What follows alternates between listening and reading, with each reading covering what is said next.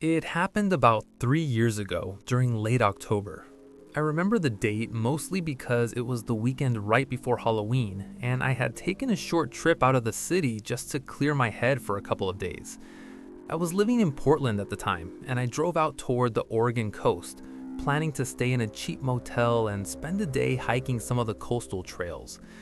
The weather had been fine during the afternoon, but by the time I started driving back toward my motel that evening, the fog had rolled in off the ocean. Not light fog either. It was thick enough that the headlights on my car looked like they were just shining into a wall. The road I was on was a narrow 2-lane highway that cut through forest for miles before reaching the coast. I hadn't passed another car in at least 20 minutes, which wasn't too surprising for that area, but it did make the whole drive feel a little isolated. I slowed down to around 30 miles an hour just to be safe. The fog was so dense that I could barely see the lines on the road ahead of me. Every now and then, the trees would appear out of the white haze like dark shapes and then disappear again as I passed. About 10 minutes into the drive, I noticed something on the side of the road. At first, I thought it was a road sign, just a tall shape standing near the shoulder. But as I got closer, my headlights caught it more clearly. It was a person. He was standing completely still, right at the edge of the road. He was tall, probably over 6 feet, and he was wearing what looked like a long, dark coat.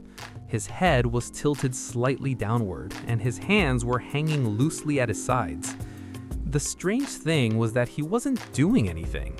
He wasn't waving for help, he wasn't walking, and he didn't even react to my headlights. He was just standing there.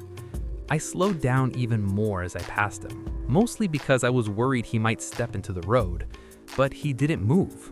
He didn't even look up. For a second, I thought maybe his car had broken down somewhere nearby, but there were no other vehicles on the shoulder. Nothing. Just him, standing there in the fog. I kept driving. The whole thing felt strange, but I figured maybe he was waiting for someone to pick him up. About 5 minutes later, I started seeing another shape ahead on the road. At first, I assumed it was just another sign, or maybe a mailbox, but as I got closer, my stomach dropped. It was another person. Same height, same dark coat, standing in the exact same way, right on the edge of the road. I actually remember saying "no way" out loud in my car because there was no possible way that could have been the same guy. I had been driving in a straight line the entire time. There were no intersections, no side roads, nothing. And yet, as my headlights got closer, I could see the same posture. Head tilted downward, arms hanging at his sides, just standing there. This time though, as I drove past him, his head slowly turned. He looked directly at my car. I only saw his face for maybe half a second, but something about it made my chest tighten. His expression was completely blank. Not angry, not scared, just empty. I pressed the gas a little harder after that. The fog was still thick, but I wanted to get some distance between me and whatever that was. A couple minutes later, the road curved slightly to the left, and as my headlights swept across the road ahead of me, I suddenly slammed on my brakes. Someone was standing in the middle of the road. Same coat, same tall figure. This time, he wasn't on the shoulder. He was directly in front of my car. I stopped about 15 feet away from him. For a few seconds, neither of us moved. My headlights were lighting him up, but his face was still shadowed by the hood of the coat. I flashed my high beams at him a few times, hoping he'd step aside. He didn't. He just stood there. Then something moved in my rearview mirror. I looked up and felt my stomach drop.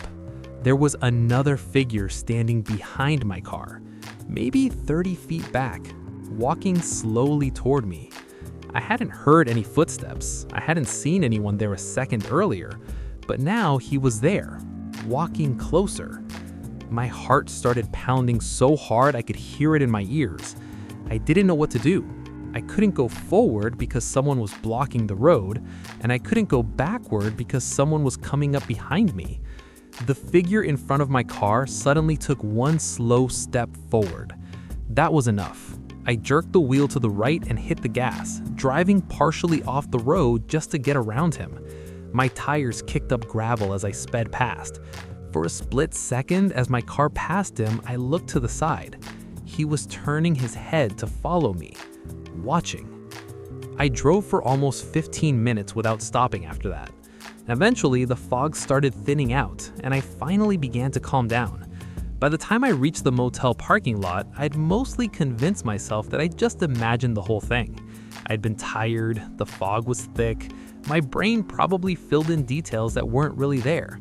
That's what I kept telling myself. I parked the car and stepped out to grab my bag from the trunk. That's when I noticed something on the back of my car. Handprints. 5 of them, spread across the trunk and rear window. They were smeared slightly, like someone had pressed both hands against the car and dragged them slowly across the glass. The strange part was that the prints weren't made from dirt. They were made from condensation in the fog, which meant whoever left them had done it recently, and the spacing between them made it look like more than one person had been standing back there, watching my car.